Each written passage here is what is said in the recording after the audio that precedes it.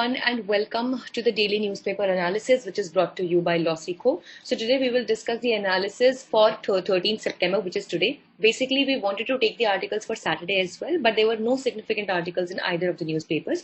So we will be taking articles from today's newspaper itself. So today also there is only one article that we have from the Indian Express, which is titled as "It's Still Uphill." So this article talks about the GDP, the prospects of GDP that have brought a change since the COVID-19 pandemic had hit. So what are the future coming things or the prospects for the GDP, for the national one, have been discussed in this article. This newspaper analysis is presented by me. My name is Sheva Khan. I am a law graduate and I have completed my law degree from Untitled University in the year 2019. I've been the batch gold medalist and I have also been a national debater as well as a public speaker.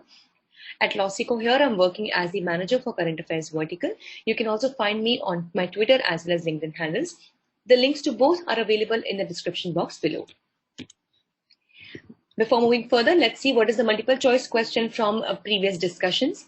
Which section of the Indian Penal Code defines rape?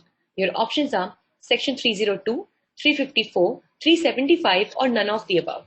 If you know the answer, you can put it down in the comment section below.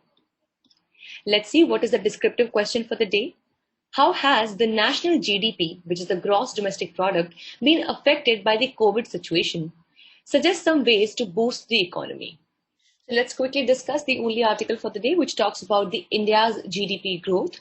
So the impact of the GDP, that is the gross domestic product, due to the second wave can be measured by the compression of 9.2% when compared to the GDP of pre-COVID times. Here, before we get into the discussion, I hope you all by now understand that what do we mean by the GDP. So in simple terms, it basically means the total value of goods and services produced in an economy during a period of time. So basically, the gross domestic product, so whatever is the product, that is the value of the domestic production, of the overall production that has taken place in an economy, that would be considered as the GDP. So what has happened is that the impact on the GDP due to the second wave of the COVID-19 can be measured by the compression, the compression, the decrease of 9.2% as compared to the GDP of the pre-COVID time. So we can see that we can still, it is going down and down, but the article says that in the coming times, definitely we have good chance of boosting the economy back again to the pre-COVID times. So let's understand about the fiscal metrics of the central government and the state government, which means that how the money has been spent by the central government and the various state governments. So firstly, if we talk about the central government, the revenue expenditure rose by 7.8%, led by non-subsidy spending, which means that the money which was collected through the revenue, it was spent more by 7.8% as a lot of expenditure took place in the non-subsidy spending, which means that into a lot of things for which even though the government is not providing subsidy, even in those areas also the government had to put in more money. So there has been a rise of 47% in the direct tax collection of first quarter of the financial year 2022. The fiscal deficit also declined to 2.7 trillion from 4.3 trillion, which means there is an increase in its revenue receipts.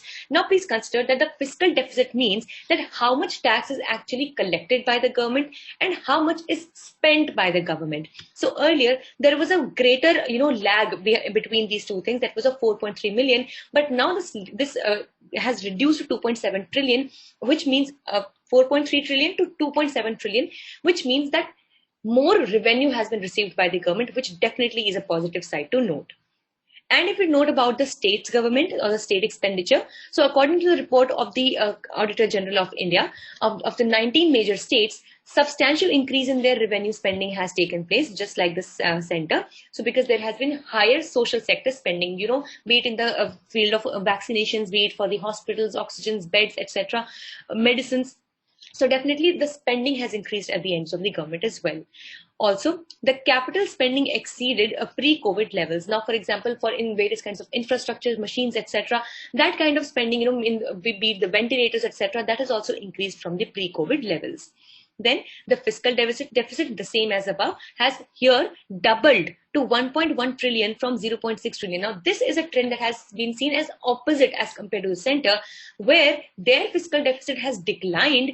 The situation is not the same for the states. their fiscal deficit has actually doubled from 0.6 trillion to 1.1 trillion. So the combined receipts only marginally are higher from the pre-COVID levels, which means that the tax collection at the state level has not been that great so far.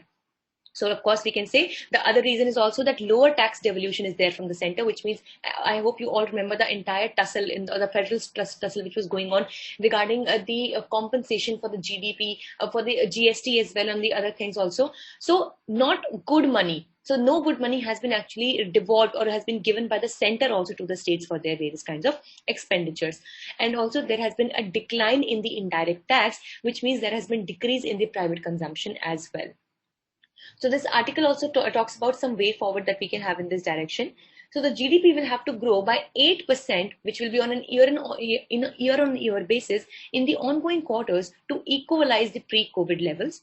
And the obstacle that can be there in this direction can be continued lag in the demand for contact-intensive services. So basically, as we know that there are a lot of jobs which we cannot really do right now because we have to maintain the physical distancing. So this might be a big hindrance in increasing the GDP as well as growing the economy. Like maybe the various kinds of industrial activities, they might not be possible. Construction activities might not be possible. So these are the things that are causing problem. And the positive thing that can be that this has increased the pace of COVID-19 vaccines. And definitely once the entire nation is vaccinated, we can look forward to a healthier nation and a better economy so far. So this was all for the day. Thank you so much for staying tuned with us. Do not forget to catch the podcast discussion of this analysis. You can find it on Spotify, Google, Apple, as well as Anchor. And also, if you wish to download the PDF of today's slides, you can be a participant on our Telegram channel. The link is there in the description box below, or you can simply scan the QR code that you can see on your screens. Also, amongst our other various Instagram channels for Judiciary, CLAT Prep, LawSikho, we are very much delighted to bring on a new edition that is for LawSikho Finance.